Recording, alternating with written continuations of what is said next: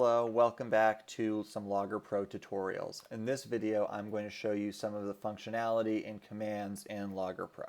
Logger Pro is a really intuitive software and it's pretty easy to actually do what you want to do. Nonetheless, I still want to show you some of the tools that you have at your disposal.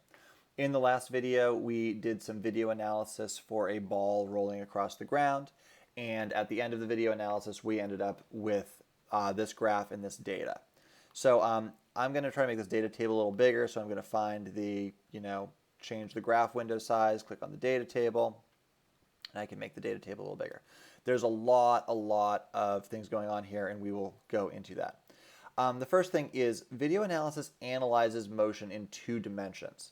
And we define the x direction as the horizontal direction, and we define the y direction as the up-down direction. This ball rolling across the ground should not have had very much displacement in the y direction, but should have had some displacement in the x direction, and that's what we are seeing. Honestly, most of the time you're only going to care about 1 dimension. So I'm going to get rid of these y points, and I'm going to do that by just clicking on the axis label, and I'm just going to hit X, and it's going to get rid of those y data points, give me the horizontal displacement information. I could also click here, and I could click on like x velocity, and it will show me the speed information for this graph. And the speed information graphs aren't always the prettiest because they're pretty sensitive. But here I am back with my graph. I can change the axes by doing that. I also can change the scaling if I want to by just clicking on the top or the bottom of the axis. So if I click here, and if I don't want this to be 0, I can make it, I don't know, like 0.5, and it'll just change it right like that. I'm going to go back to 0 though, because I want I'll go up a little higher, but I want it to fit the window nicely. Looking at your data, we have the time information, and the time information is actually linked to the video. So because we started the analysis halfway through the video, the initial time is not going to be 0, not that big of a deal. And then it tells us the horizontal position, the vertical position, and if I move over, then the x velocity as well as the y velocity. I don't care about the vertical in this scenario, so I'm just going to click and press delete to get rid of those data columns. So we are here.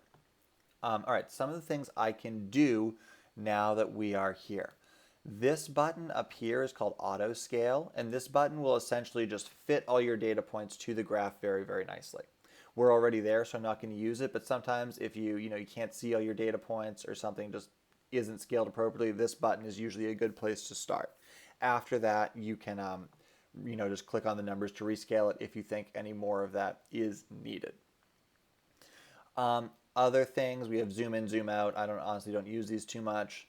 And then these are all tools that we can use with the graph. And out of these tools, the 3 that we're probably going to use the most is this one, the statistics tool, this, the linear fit tool, and then this, the curve fit tool.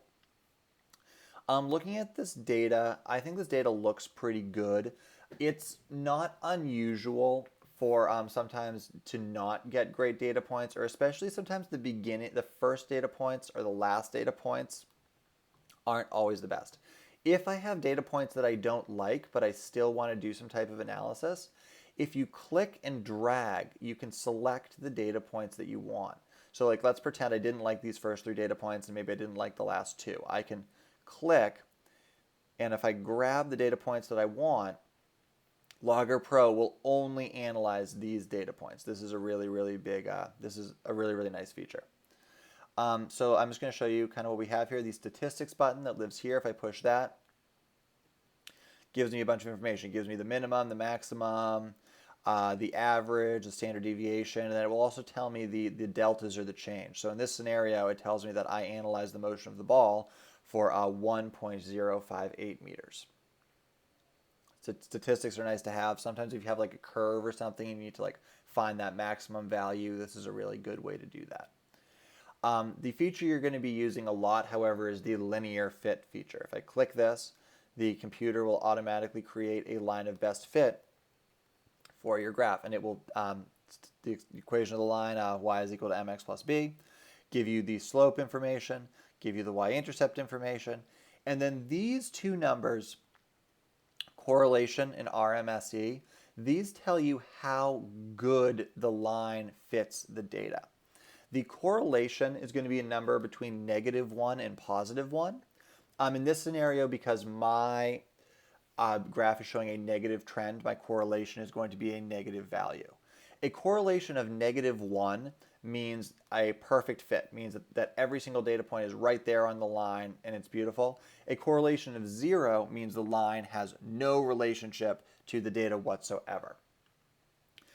So in this scenario, I have a correlation of -0.99999, call that pretty close to -1, meaning that this line is fitting the data really, really well. The RMSE, is basically the opposite of that, and it's basically telling you how far the data points are from the line. If correlation is close to 1, RMSE is going to be close to 0, because if the correlation says the line is a good fit for the points are all going to be really, really close to the line. The RMSE measures basically how far away the points are from the line. So an RMSE, so the bigger the RMSE, the worse the value, and the lower the RMSE, the better the fit. And these two are always going to be inverses of each other. The last tool you have, which obviously is not appropriate here, but sometimes you might have some curves, the curve fit. You can pick which curve you want. Usually the quadratic will probably be the curve that we use, but if you want to use a third, fourth, fifth degree function, you all can do that as well. Last thing I want to just make you aware of is this data table is nice, but I don't necessarily say it's the best. You can, if you just shift click, grab those data columns, you can just copy this. You can drop it into Microsoft Excel, you can drop it into Google Sheets, and I think that sometimes makes these data tables a little easier to write. However, usually when you paste these into a program like that, these labels don't go with it, so you probably just need to relabel your data table. And that's pretty much the functionality of Logger Pro and the things that you're going to be using in physics.